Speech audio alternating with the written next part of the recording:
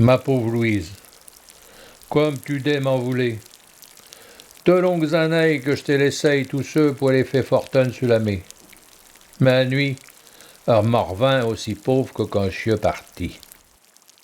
Pourtant, si tu savais tout ça que j'ai vu, si je pouvais t'offrir tout ça que j'ai dans les yeux, même notre reine Anne ne serait qu'une manante à côté de tes. Ma pauvre Louise, je sais à ce que le monde est pain plat comme une galette, il est rond, rond comme une pomme. Si tu te manges d'un bout puis que tu fais le tour, tu vas te retrouver d'où c'est que t'es parti. Non, ma pauvre Louise, je suis pas faux. Tous les ceux qui disent qu'il y a rien au bout de la mer, ils se foutent le dé dans l'œil. Au bout de la mer, il y a une terre. Et là que nous a ramené notre capitaine. Puis est là qu'on est rentré la cale pleine de richesse, à de singes, puis d'oisés, à toutes les couleurs. Sans ces maudits pirates, on serait riche, ma pauvre Louise. Au début, le capitaine disait que j'étais arrivé aux Indes. Et là qu'on devait aller. Mais après, il a réfléchi. Sommes restés des mois perdus sur la mer.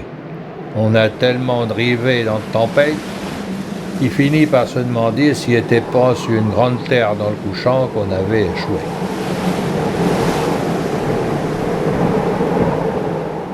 Imagine-toi, ma pauvre Louise.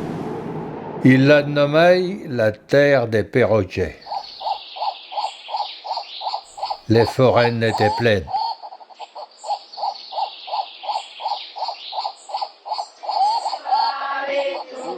Ceux qui vivent là-bas, comme t'es pimé, ils sont cul nus ou juste à frôler de chocs plumes qui portent sur leur tête comme des couronnes. J'ai pas compris qui était le dieu. Dans les équipages, il y avait un moine. Il voulait baptiser tout le monde notre forge, mais notre capitaine, il voulait pas. Était à eux de décider, ils étaient libres de créer ce qu'ils voulaient.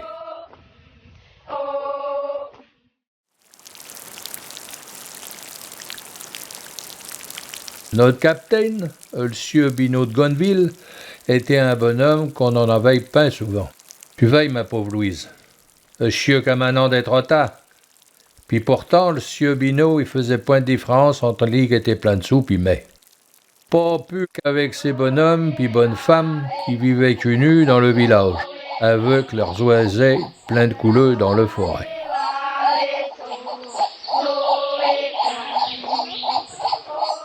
Qui que chieux pour juger, disait-il. Qui que chieux pour me créer mieux. Mais est pas tout. Des faits, quand j'avions fini de buzoquer, la corveille finie, pendant que les autres allaient baissoyer, je restais sur le bateau, puis je guettais le ciel. Notre capitaine l'avait remarqué. Il venait me causer. Il répondait à mes questions quand il connaissait la réponse. Il me disait « Petit Jacques, les Écritures et les Anciens prétendent que le monde est comme ci, ou que le monde est comme ça. Mais moi je pense que la vérité se trouve ailleurs. Dieu a mis la vérité sous nos yeux, mais nos yeux n'ont pas voulu la voir.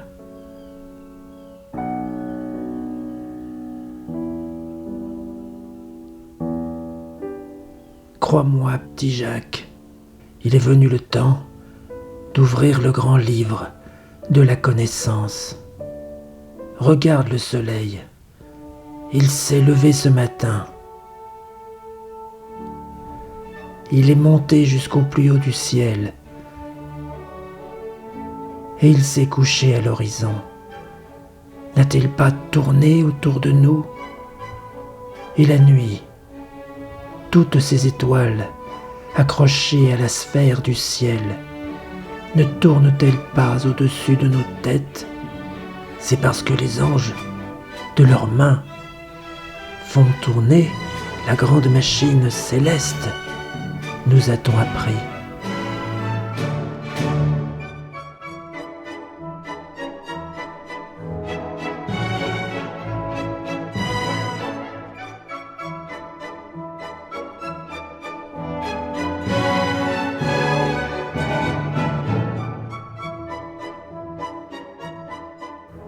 Et tout cela pour glorifier le Seigneur qui a créé le monde.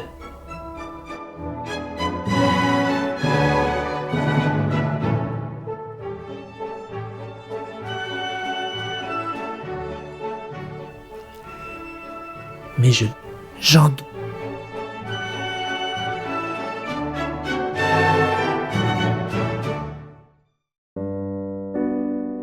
En fait, il me dit, je vais te confier un secret. Regarde, dit Jacques, toutes ces étoiles, elles nous sont inconnues. Ce ne sont plus celles du pays d'où l'on vient. C'est parce que la terre n'est pas plate, mais qu'elle est ronde comme une boule de pain.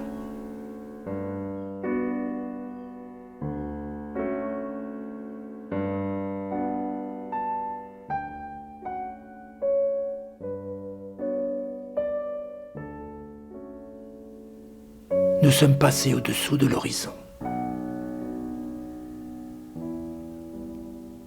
Ici, c'est comme si l'on avait les pieds vers le haut et la tête vers le bas.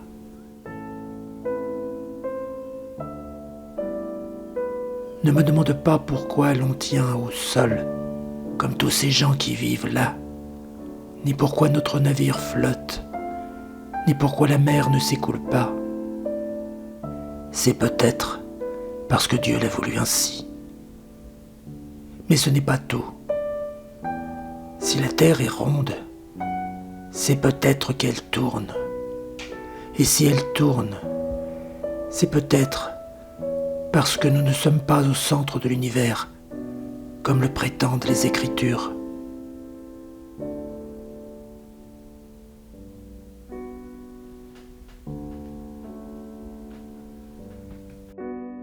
Ce serait le soleil qui serait au centre du monde.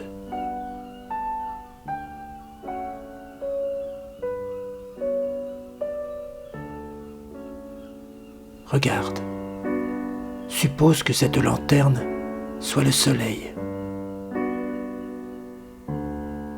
Et maintenant, suppose que la terre soit comme cette bourse et que nous tenions à la place de cette fleur de lys.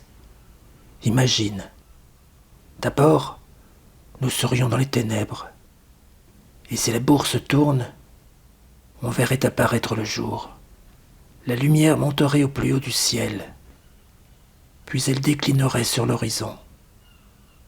Et de nouveau, ce seraient les ténèbres. As-tu compris? Le soleil est resté fixe, et c'est la terre qui a tourné.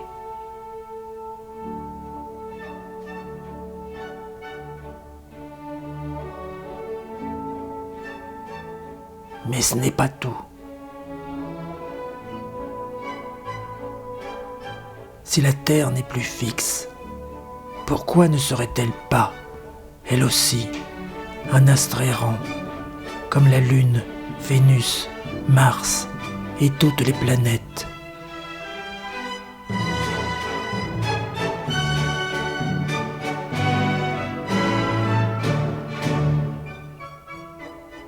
Crois-moi, petit Jacques, des temps nouveaux s'annoncent. Bientôt, on pourra regarder Dieu dans les yeux et lui dire dans nos prières: apprends-nous, Seigneur, la vérité, libère-nous des mondes anciens.